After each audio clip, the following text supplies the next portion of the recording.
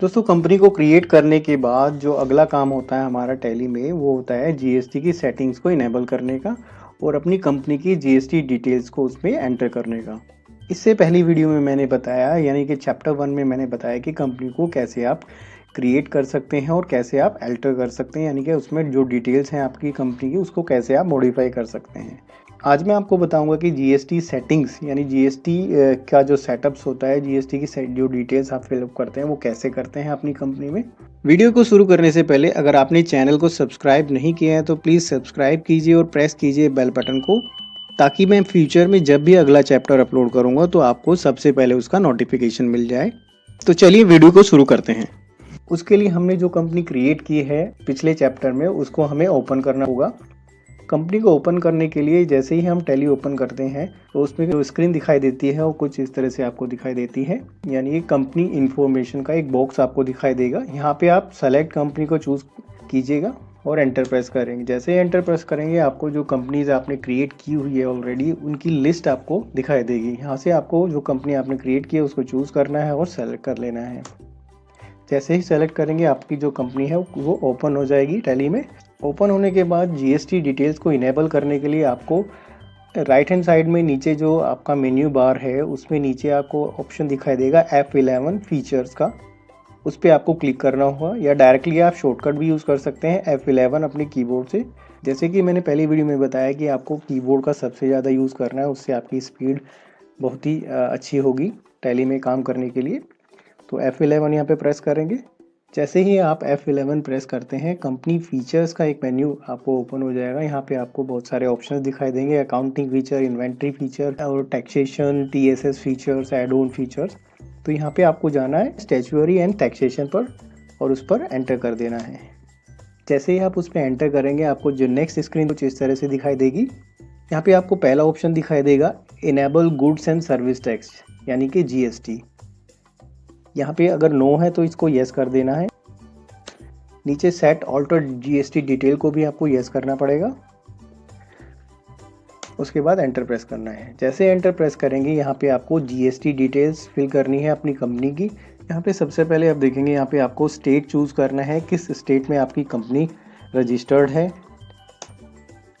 Registration type क्या है आपका, रेगुलर है या कंपोजिट है। उसके बाद आपको यहाँ पे चूज़ करना है SSC of other territory, yes और नो को यहाँ पे नो रखेंगे।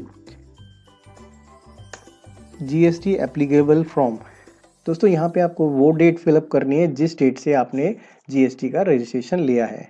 जब से आपकी GST पे करने की एप्लीकेबिलिटी बन जाती है उस डेट को यहाँ पे फिलअप करेंगे। उसके बाद आपको अपना GST नंबर यहाँ पे फिलअप करना है, पूरा का पूरा जो भी आपका GST नंबर है। नेक्स्ट जाएंगे, यहाँ पे आपको चूज़ करना है आप GSTR1 मंथली फाइल करते हैं, क्वार्टरली फाइल करते हैं, यहाँ पे आपको चूज़ कर लेना है। नेक्स्ट जाएंगे, यहाँ पे आपको चूज़ करना है आपके स्टेट में ई-वे बिल एप्लीकेबिलिटी है या नहीं है। अगर एप्लीकेबल है तो यहाँ पे नेक्स्ट पे जाएंगे, वहाँ पे आपको डेट डालनी है कब से एप्लीकेबल हुआ है आपके जो स्टेट है वहाँ पर। नेक्स्ट जाएंगे, थ्रेशोल्ड लिमिट इंक्लूड्स, आपकी जो ई-वे बिल की एप्लीकेबिलिटी है वो कितनी वैल्यू पे बनती है और वो किस वैल्यू पे बनती है, इनवॉइस वैल्यू पे बनती है, टैक्सेबल गुड्स वैल्यू पे बनती है, taxable and exempt goods value पे बनती है। तो यहाँ पे चूज़ कर लेना आपको। नॉर्मली जो एप्लीकेबिलिटी होती है वो इनवॉइस वैल्यू पे होती है, यहाँ पे इनवॉइस वैल्यू चूज़ कर लेते हैं।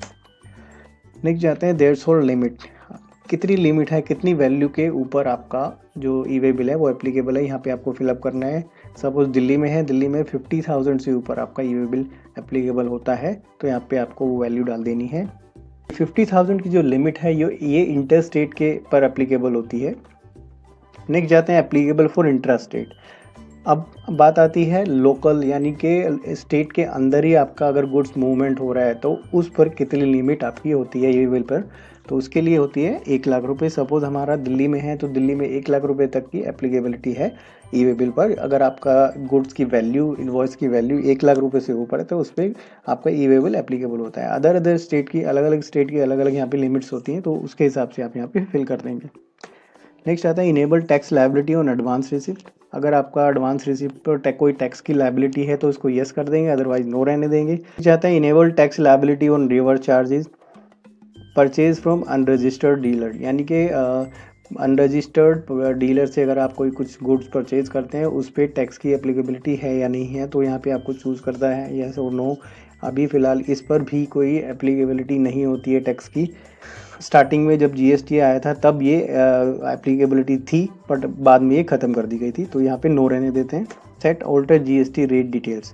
यहाँ पे आपको अपने जो आइटम है, आप जिस आइटम में आप बिज़नेस कर रहे हैं उसकी जो जीएसटी की डिटेल्स हैं, यानी कि उसका HSN कोड, नेम और उस पर कितना जीएसटी लगता है, उसके लिए आपको यहाँ पे अगर डालना है तो यहाँ पे आप यस करेंगे और एंटर प्रेस करेंगे। यहाँ पे अपने आइटम की, जो आप आइटम सेल करते हैं, अपने बिजनेस जिस भी आइटम का आप बिजनेस करते हो, यहाँ पे आपको उसकी डिटेल्स यहाँ पे फिलअप करनी है, जैसे कि डिस्क्रिप्शन, आइटम का नाम क्या है, HSN कोड क्या है, टैक्सेबिलिटी कितनी है, रिवर्स चार्जेस उस पर है नहीं है, वो इनपुट क्रेडिट के लिए एलिजिबल है या नहीं है, और उसका टैक्स कितना है, जीएसटी उस पर कितना लगता है। दोस्तों अगर आप एक से ज़्यादा कोई आइटम, अलग अलग डिफरेंट आइटम की सेल करते हैं, डिफरेंट आइटम में आप डील करते हैं, अपना बिजनेस करते हैं, तो यहाँ पे आपको आपकी जीएसटी डिटेल नहीं फिलअप करनी है।